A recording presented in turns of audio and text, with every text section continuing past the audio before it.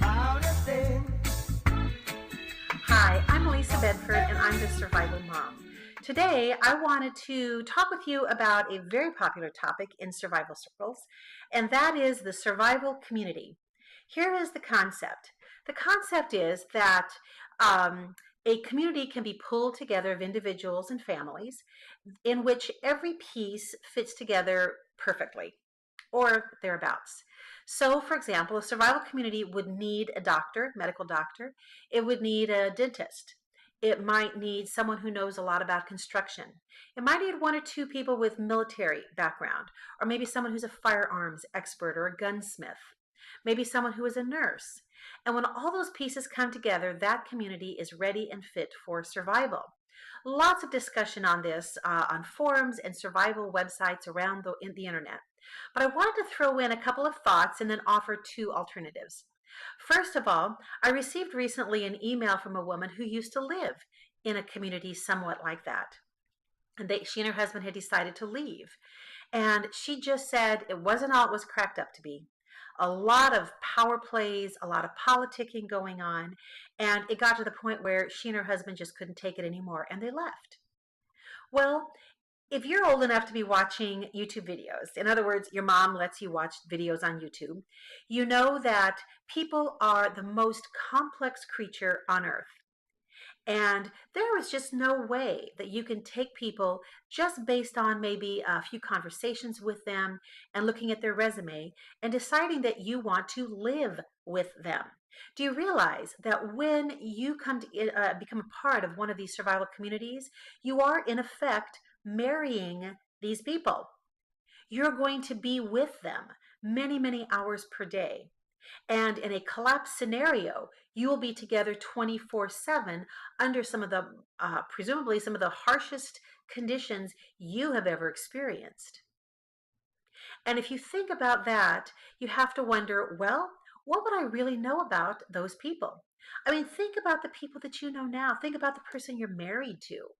I mean, how often have you heard of a husband and wife being married for many years, and then all of a sudden one or the other does something that is completely uncharacteristic?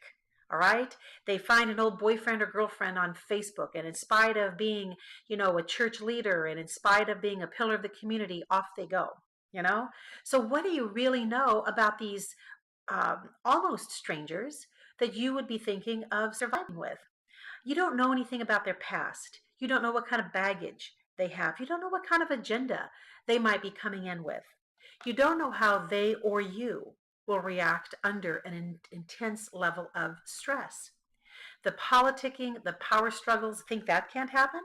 I mean, have you ever had a job that was free of politicking, free of favoritism, free of power struggles? I haven't. And so there are some really significant drawbacks to these kinds of communities. And if you go back through history, humans have always been trying to recreate Eden on Earth. All right. And in a sense, that is what some of these idealistic people are doing or trying to do by creating these survival communities. So here are two other options for you.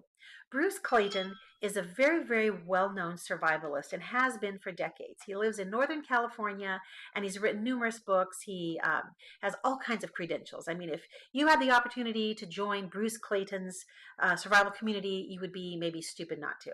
Okay? I mean, he's that well regarded. However, he made this suggestion a while back when I heard him speak. He said, instead of trying to put together one of these artificial survival communities, why not find one that already exists and you move there? And he calls these villages. And he points out that every very small town already has those pieces in place. There probably is someone there who's a veterinarian. There's probably someone there, or maybe several, who have medical and dental knowledge and skills. There have to be handymen and people with construction experience. And there probably are some former military people. And they're already in place. And he suggests finding one of those places and then you becoming a part of it. All right, sounds good. An even simpler version of that, though, is something you could start doing right now today. And that is starting to take an inventory of the people that you know. Just start by listing names of people that you know very, very well. Start with your spouse. Start with your immediate family members. And then from that circle, add relatives, add distant relatives, add neighbors, coworkers.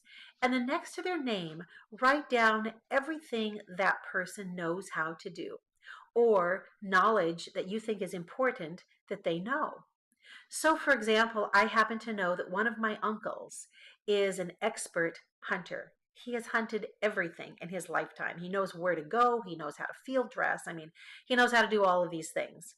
And he has some gunsmithing skills. Another family member is all about making jams and jellies and all kinds of, she's really got into all kinds of old fashioned skills, passed down from her grandmother. Don't be surprised if the most useful skills that you see on this list are next to the names of people who are in their 50s, 60s, 70s, or older. Because when I was starting to think about this list, it was really easy when I began listing the names of most of my aunts and uncles, but they're all in their 70s, and then realizing their kids had fewer skills to offer, and then their grandkids had virtually nothing. I mean, unless they had gone on a hunting trip or two with grandpa. So when you start putting that inventory together, you begin to realize I do know people with skills. We don't have to go to some little tiny town population 350 in the middle of Wyoming to survive. All right. For most of us, that would be certain death within just a matter of weeks, maybe months at the longest. So that inventory of people that you know might come in handy. And then just look around your neighborhood. I'm a big fan of observing the people in your neighborhood and getting to know them. Because not only will you know the people who you might be able to rely on, the guy at the end of my street is always out there. He's an old retired guy, maybe a few years older than me, I don't know, but he's always wearing his army shirt, and so I have him pegged most likely as someone with military experience. Another guy at the end of the block is always hunting. However, by getting to know your neighbors and those around you, you also know who to avoid in a time of crisis. You know who will likely be the ones to cause problems in a time of crisis.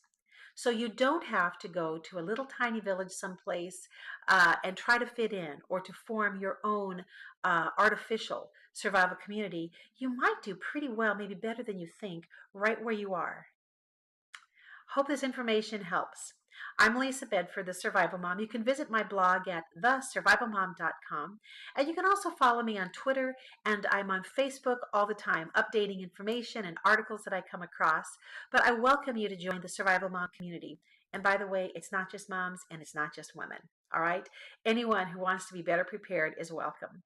So I will see you the next time around. Don't worry about a thing.